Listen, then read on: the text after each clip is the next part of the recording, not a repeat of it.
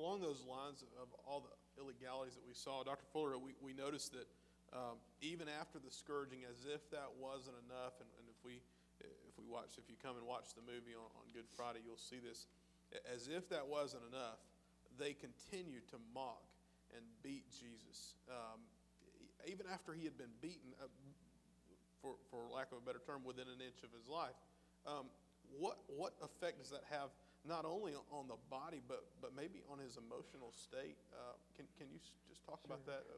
Yeah, what we know from Scripture and from watching the movie, it's portrayed as well, is that after the scourging, they made a crown of thorns, placed that upon his head, and then they put a robe upon him, and they began to mock him and beat him. And you can imagine the pain of just walking into a thorn bush or being pricked by a thorn. If you're out in your garden and happen to to walk by your roses too closely.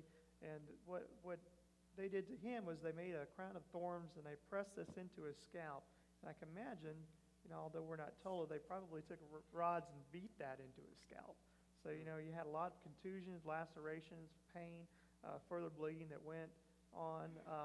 And they took a robe and they put it on his back. And while initially this would have acted like a bandage and would have tamponaded off a lot of the bleeding that was occurring, when they were done with the mocking, they ripped that off his back again, and that would open up all of the areas of bleeding that maybe had clotted during that time when that robe was upon his back, and it would have started afresh all of the bleeding that he received during the scourging.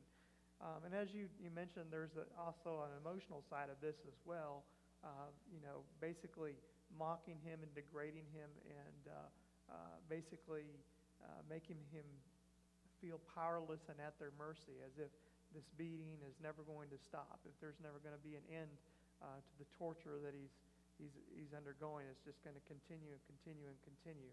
And I think that was part of their purpose, was to make this as humiliating as possible for their victim. And I think the Scripture shows us they did a good job of that.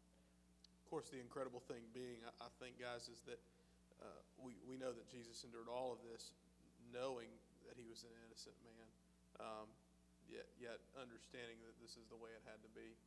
So, Brandon, I want to wrap up with you again, if we could. The Bible doesn't say much. Even though we've speculated a lot tonight, we've seen a depiction of it in one man's view of how he thinks it went down. Can you talk just a little bit about maybe why it is that the Bible doesn't talk about the scourging of Christ any more than it does? I think it's hard to get into the biblical author's mind and understand why did you leave certain things out. Sure. And so we need to be honest about that this is purely this is pure speculation. When I look at it, I think that if from the author's perspective, what's more important is the final destination. And this is only the beginning of the end. And so in the same way, we're not saying that the scourging was not significant, because, again, the text says that it's by his stripes that we have been healed. But the Bible also says that without the shedding of blood, there's no forgiveness of sins. But the gospel authors don't go into a great deal of information about the bleeding of Jesus. And so, again, I think that while the journey is important, how Jesus died is theologically significant, practically significant. I think ultimately the final destination is what's most important. And I think that's where the biblical authors give their attention.